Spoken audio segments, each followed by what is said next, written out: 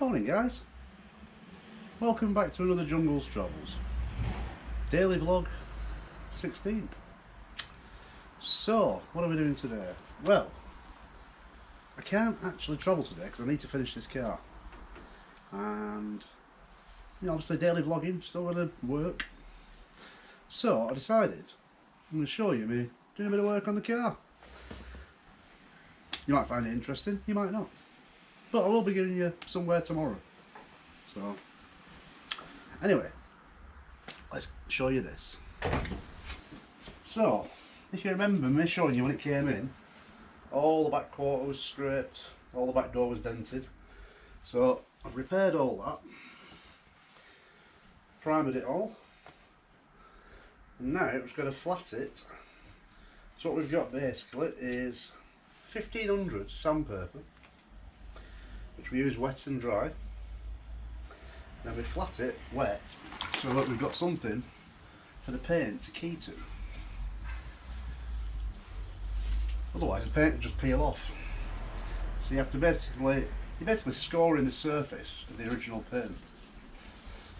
So what we'll do is, when I'm painting it, I'll basically colour it just beyond the primer and then lacquer it all the way along, blending it in. That's the plan.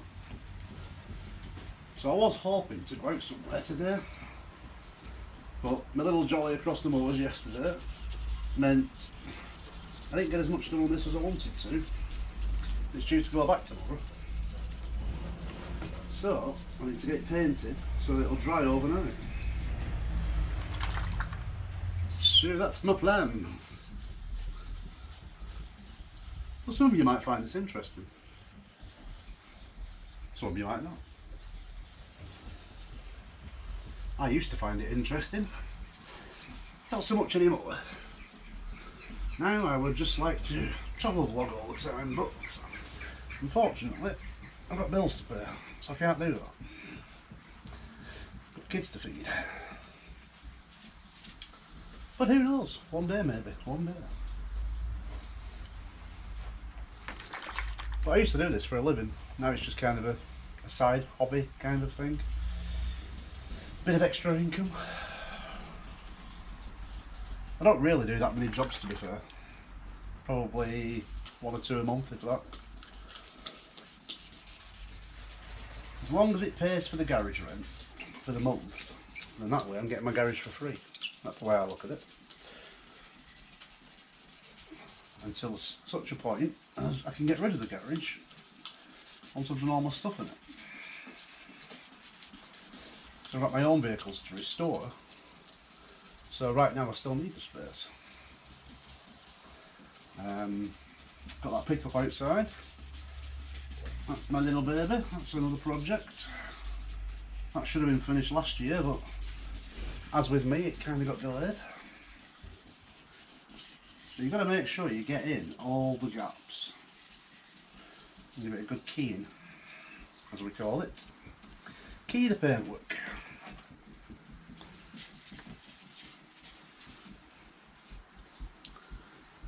And then we'll mask it all up, which will probably be in about an hour once I've flatted all this. But basically I'll flat it. If you'd look, if you can see it on the camera, there's a ridge there, and that's where I'm going to feather it in. So I'll flat it all the way up to there, just past the ridge, so that when I lacquer it, I'll fade the lacquer in there, so you kind of lose it on an angle. That's the idea.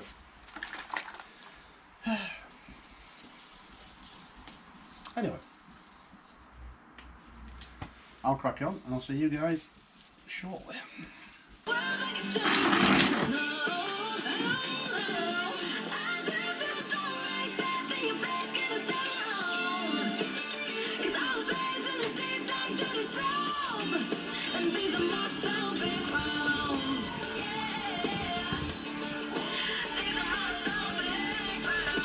What a great new song that is, Stomping Grounds, and a great new artist as well. Raina Roberts is her name, and she's going to be joining me on the front porch a week on Sunday.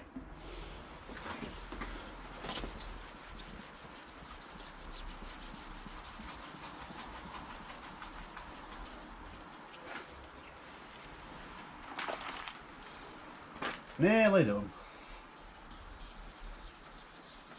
Incidentally, for flatting we use warm soapy water. So basically just a bit of warm water, a little squirt of fairy liquid in it, not to put too much in,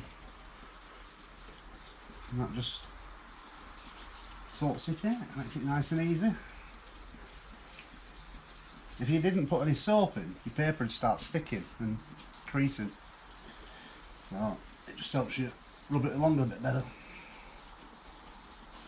And it also helps degrease it as well.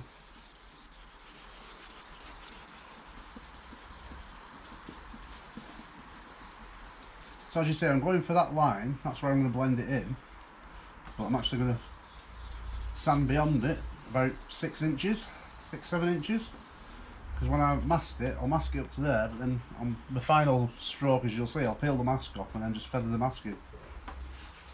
You'll see.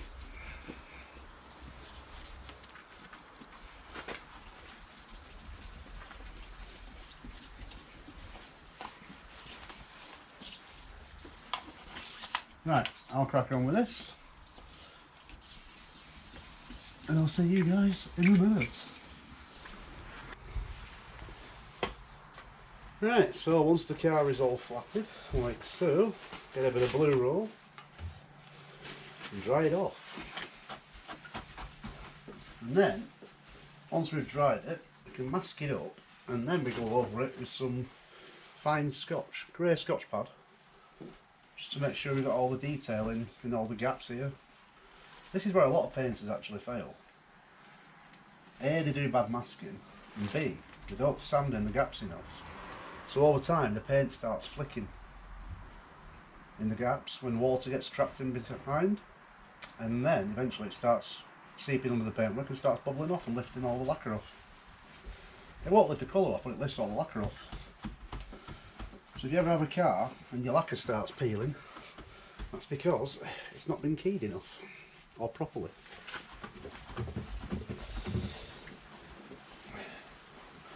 In the painting game we have a saying, 90% prep, 10% paint. Which basically means painting it is like a small part of actually painting the car. The majority of it is preparation and getting the job right. Getting the repair done. So I'm happy with that repair now, it's nice and smooth, that. All the scratches have been filled in. Had to knock it all out down the bottom there, straighten it all up.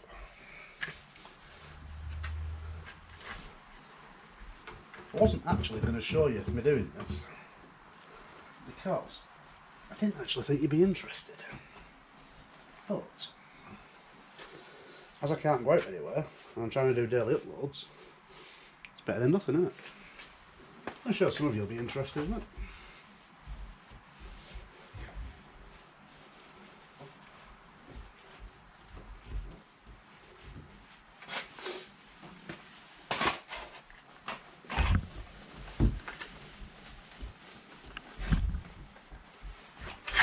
Now, years ago, when I first started, I used to mix my own paint, but now I buy it in. There's a shop over in Oldham called Motorcolour, and that's where I get all my paint from. In fact, Dawn at Motorcolour actually subscribes to my channel, and she was the one who suggested the plane crash, the site there, so yeah. But if you need any paint, touch-ups, aerosols, stuff like that, we'll see them boys and girls, and they'll sort you out. Usually bob on with the matches, not a problem.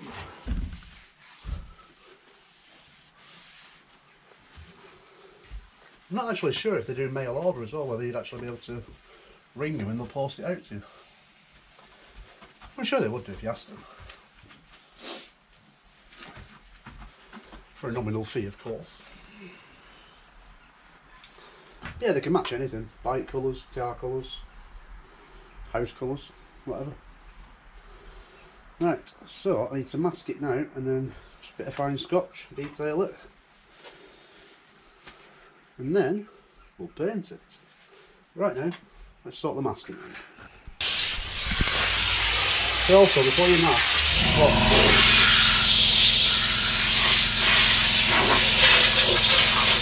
see all the water that came out of there then?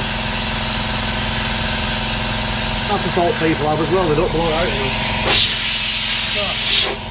Some people would have painted over that and it would have all seeped in under the paintwork.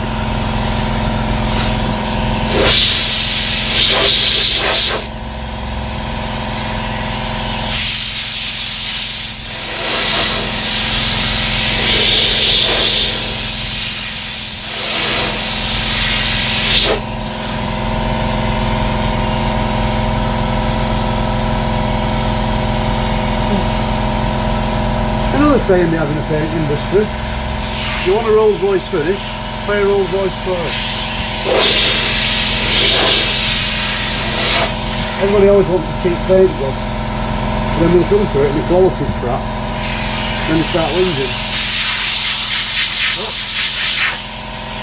If you want cheap, you get cheap, don't you? This isn't cheap, by the way. I'm reasonable. I don't overprice. I don't charge people more because they've got a better car. Believe it or not, I do no paints if you actually do that.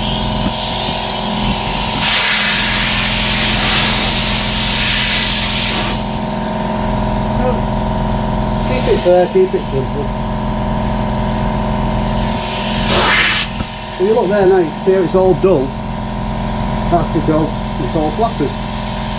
That's how you can tell. If you've got shiny spots, you need to get them dull. Otherwise it won't keep. Like that's too shiny there. So I'll scotch that a bit more.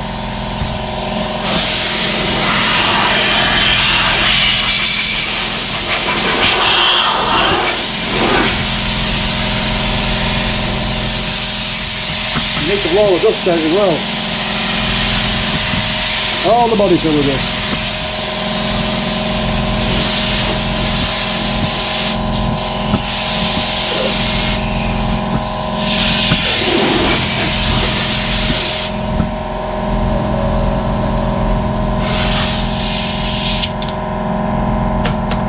What are you thinking? The handle's shiny. I'm not painting the handle.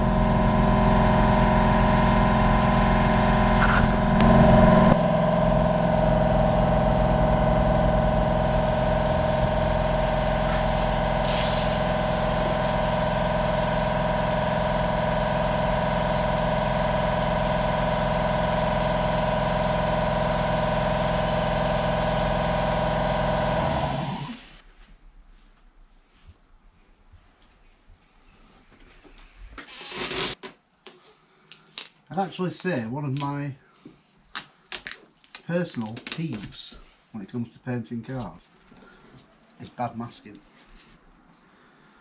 Can't stand it when you see somebody else's paint job and you can see where they've not masked it properly. And even on really simple masking. That's just me.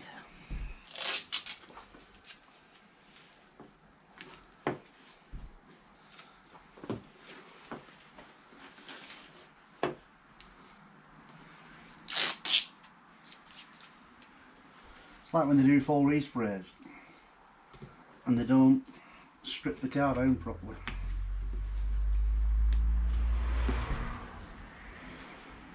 So like if I was doing a full respray on this now, I'd take the lights out, I'd take the handles off, probably mask up all the windows.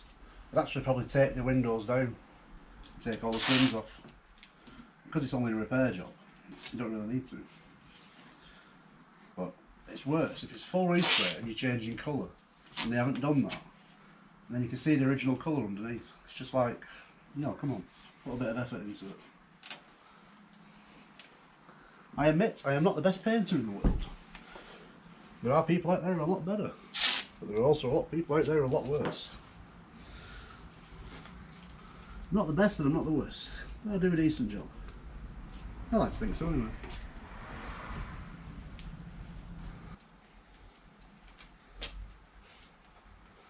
So basically we'll mask all the outline and then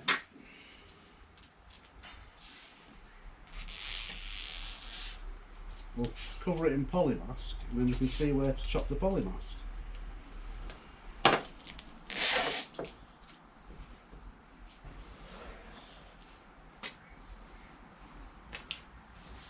You'll see, that's the plan.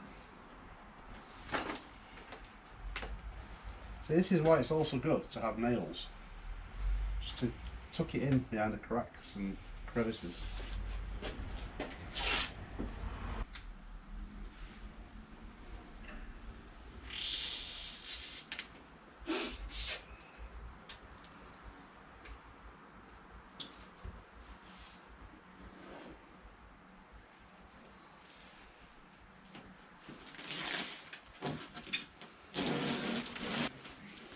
Right.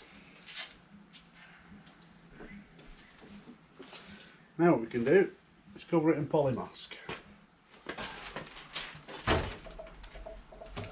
Right, so this is polymask, which basically makes masking a car so much easier. So basically just drag it over the car.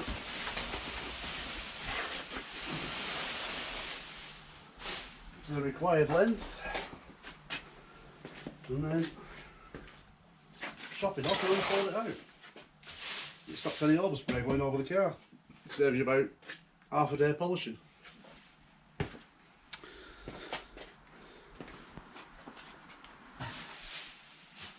Right, so we chop it.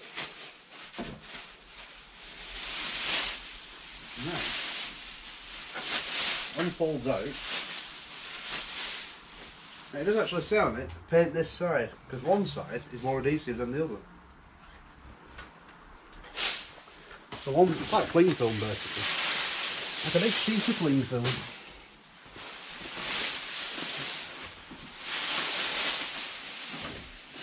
There we go. It's all masked up.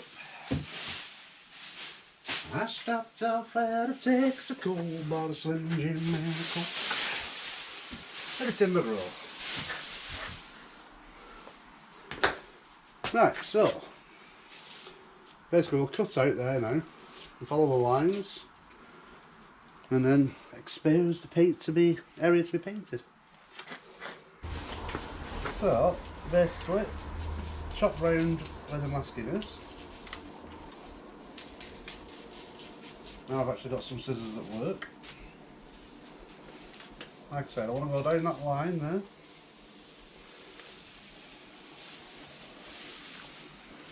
Love it when it flows like this. Beautiful.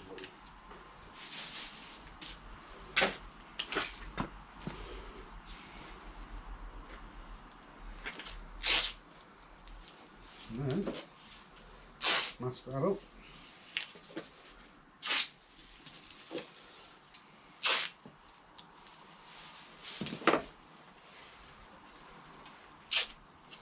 Honestly, this makes masking a car so much easier. Whoever came up with polymask is a genius. Probably sat in a big house now with a private car collection.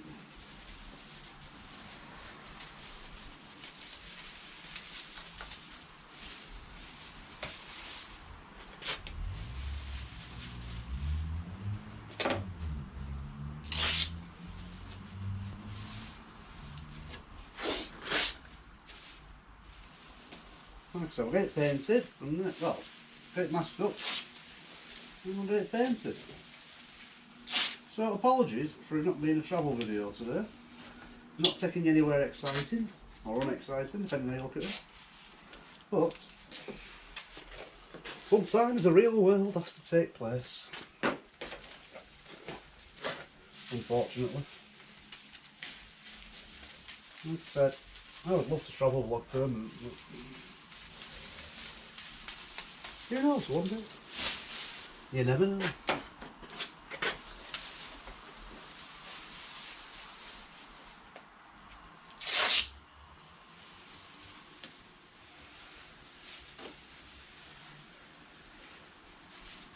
Tell you I'd love to go for a beer with though.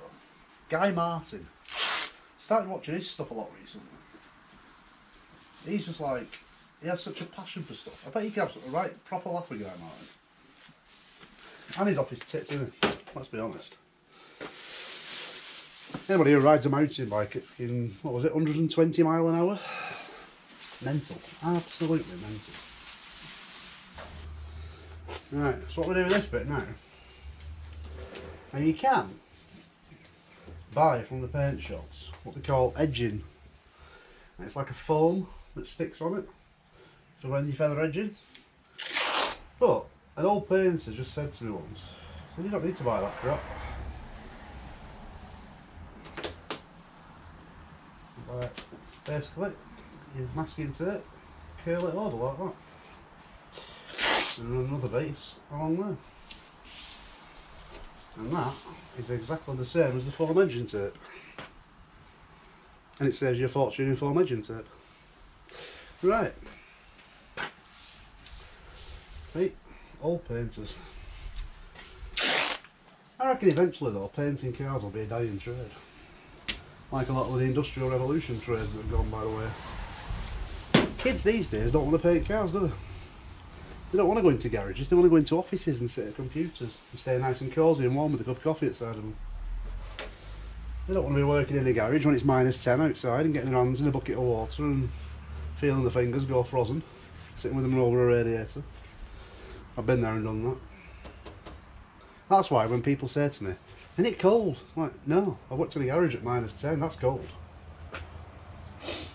In your office when it's like 15 degrees and you're like, "Oh, it's bloody cold, can you turn the heater up?" No. That's why you're getting the cold so much, because you're like not adjusting to it. Anyway, I'm rambling. What do we need to do now? Scotch. Not the bottle, the grey stuff.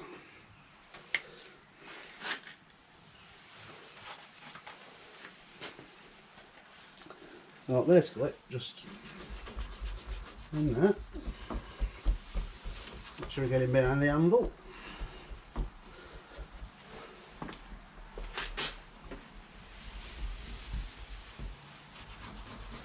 In all the cracks. So I'll get this scotched up and then we'll get some paint in the gun, put some colour on it. But actually, before we do that, once we've scotched it, so you're getting a tuition today of how to paint a car from somebody who's not professionally trained. What we do is get a tack cloth then, and we tack it with the tack cloth, and that basically gets rid of all the dust off it, like so. So it makes it nice and smooth. But right now, I'm just going to scotch it and then I'll tack cloth it, and then, like I said, pop a bit of colour on it. Awesome.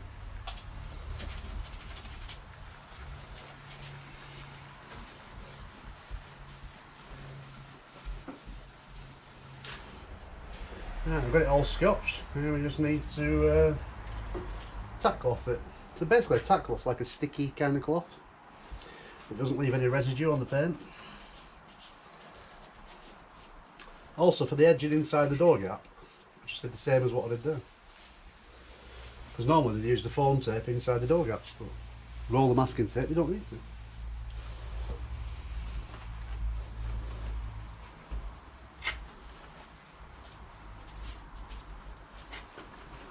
So the next job I do after this one should be raptoring my mate's van, Saki over at Fub Life. He originally wanted a full Raptor. Actually, he started with a half Raptor. He wanted a bottom half Raptor in with this plastic kit putting on. Then he changed his mind for the umpteenth time, decided he wanted a full Raptor. And then he was looking at this arch kit the other day because he was bored, which he was going to send back. And he decided now he wants a half Raptor again. So, I'm going to half Raptor it before he changes his bloody mind again. Because he does stuff like that. And that should be in the next couple of weeks. Never actually used this Raptor stuff before, so it was quite interesting to have a go at that. Apparently it is getting quite popular. Raptor, incidentally, was initially made for load lining on pickups. Just like a scratch-proof kind of coating. But people customising as they do have adapted it for other stuff. Awesome, right. Now we need to mix some paint in the gun, don't we? Let's crack it on. Right, now what we need to do is mix some paint. Well, So basically we've got base coat paint, there's the colour. Actually looks pretty bob on, as usual. Cheers Dawn and Dave. And it's, what is it, Lexus 1H9 Mercury Grey Metallic.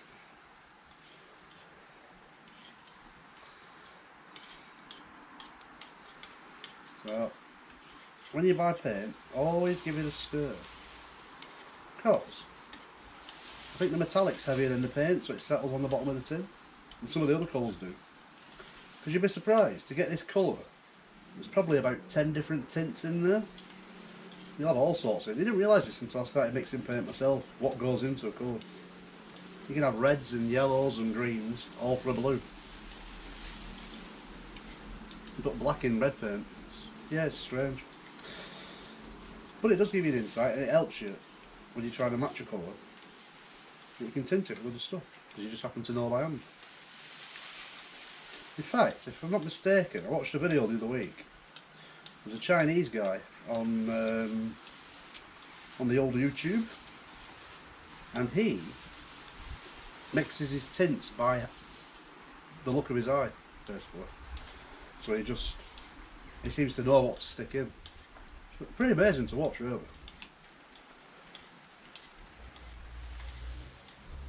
Right, so what we'll do now, pop that. Look at that, pretty bob on that. Happy with that?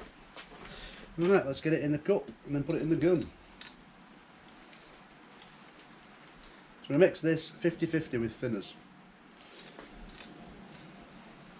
Either base coat thinners or universal thinners, whichever you prefer.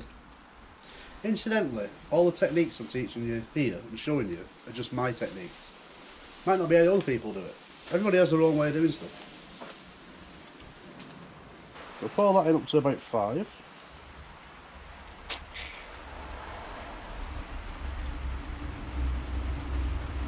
Okay. And then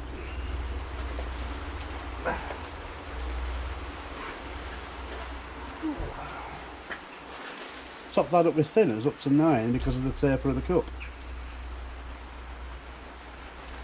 And that should be about a 50-50 mix. And give it a stir. Pop it in the gun and away we go. Right. Let's go. Let's take my hat off.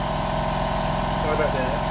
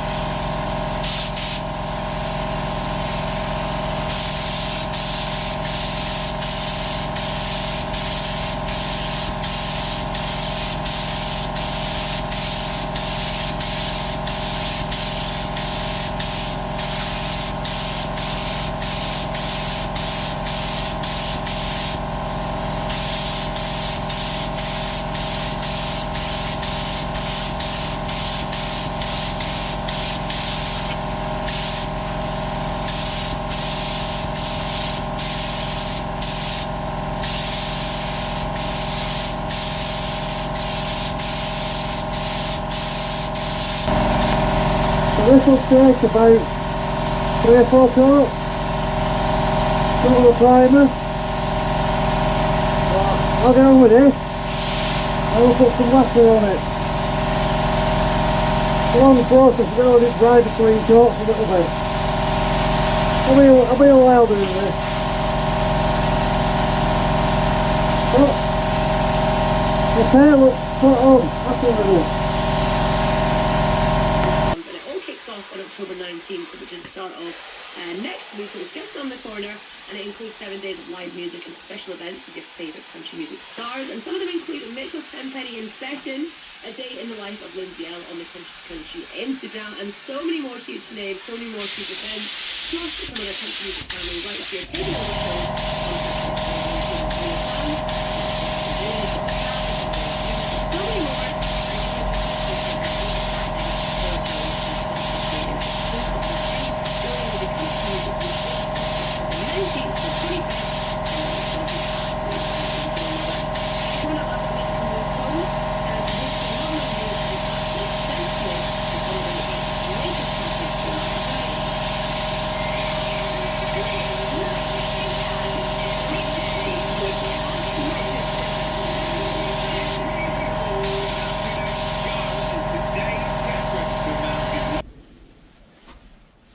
So, just so you know, you have to sort of like tack it in between coats. Right, I'm going to give it one more coat, just to make sure the primer's covered, and then we'll get some lacquer on it. Make it all nice and shiny.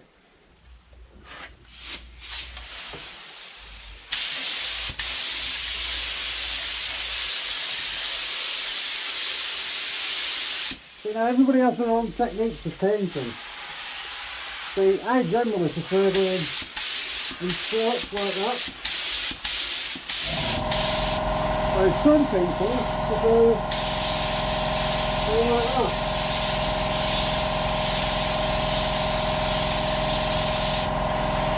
Like I said, everybody eats their own.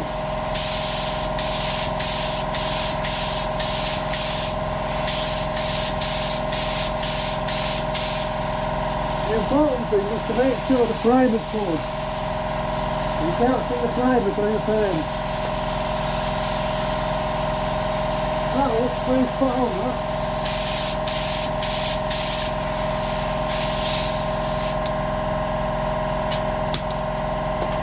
Let me show you. There you go, if you look at that, the primer was up to there, now it's just all colour. It actually blends in quite nice. You just see it there. Can't see any primer through it. That's perfect, that. Yep, so that's good, that. Like I say, you can't see any primer through it, so I can lacquer it now. So now we need to mix the lacquer. We're going to mix that 2 to 1, 10% thinners. So, a nice lacquer here. General Rock. It's not a bad lacquer actually.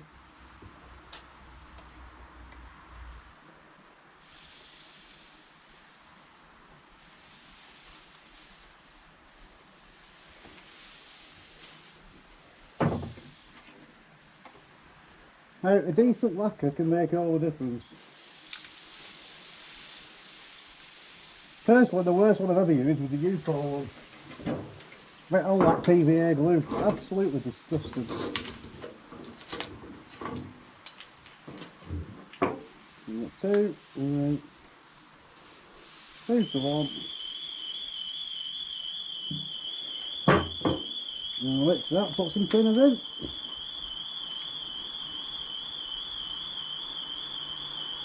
Right, let's do some lacquer on it.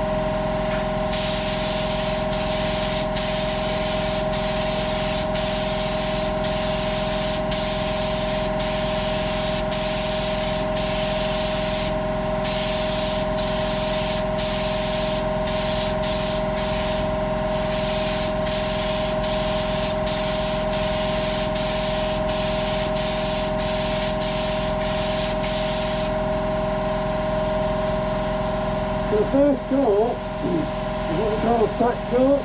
It's never quite as heavy as the second coat.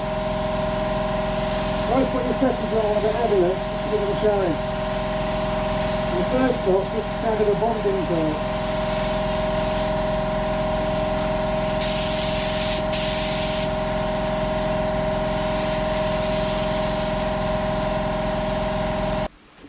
Right, so it's only natural, especially because it's not like a sealed booth that I'm in or anything, and you're going to get pieces stuck to it. Now obviously I can't use the tack cloth because it's tacky, the lack of tacky so it would stick to the tack.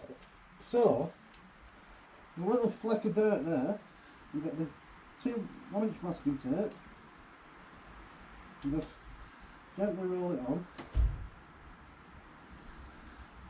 Don't press it on. Basically, you just let it fall against it. It pulls over the dirt and pulls it off.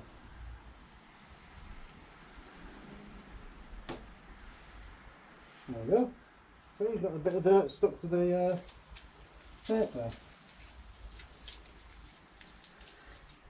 Like I say, you don't need to press it against it because it'll just, gravity will pull it to it. Or attraction, whatever you want to call it. There you go. The last bit's off. There's a little tiny bit there, but that'll come off when it's flattened. You won't see it. Right. Let's get the second coat on.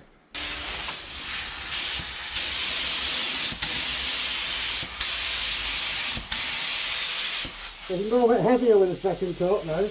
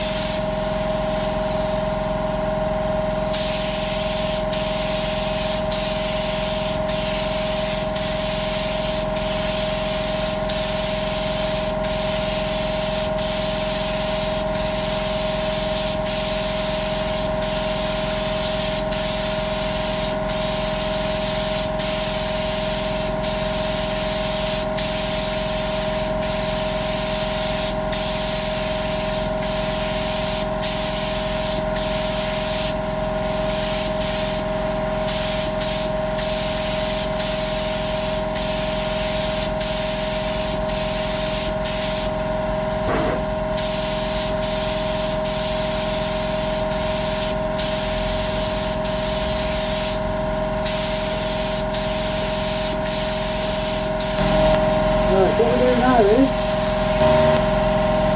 so I've got probably about an inch worth of tape left in the gun, like it. So I basically mixed it 50-50 with finish.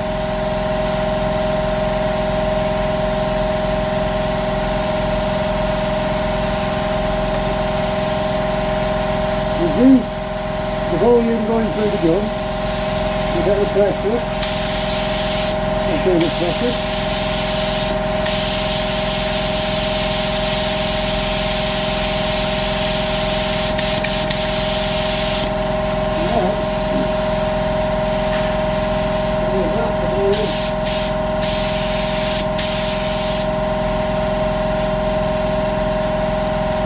Lightly there.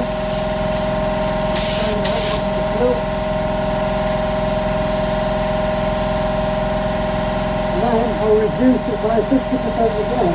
I'm just going to do this off the top. Show you in a minute. Alright, so then I'll reduce it by 50% again.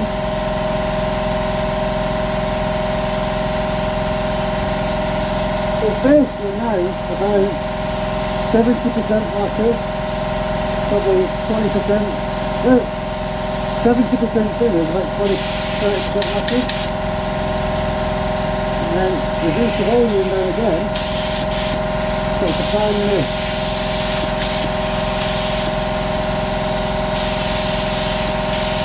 Can I really find this? Yeah. So that's all right.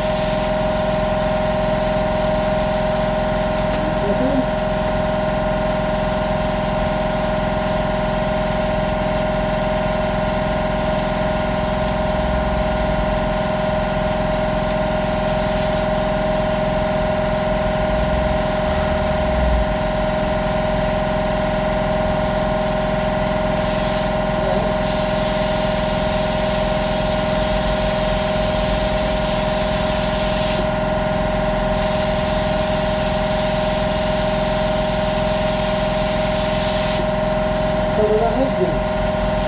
Well, flat that now, it's dry, you'll lose the edge completely.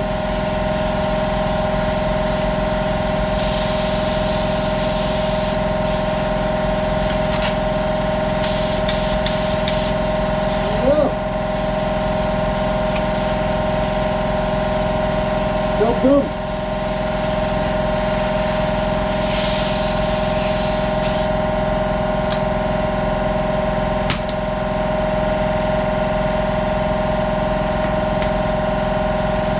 Right, now let it dry in the morning, flat and polish it.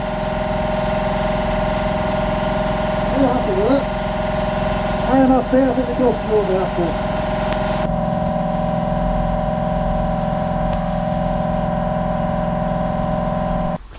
Right, there you go guys, so job done. That's what I used to do for a living. Not anymore, because I work at the airport. This is just a bit of a hobby kind of a thing. Like I say, just give you a bit of an insight into how to paint a car. Make sure you always get a good mask as well.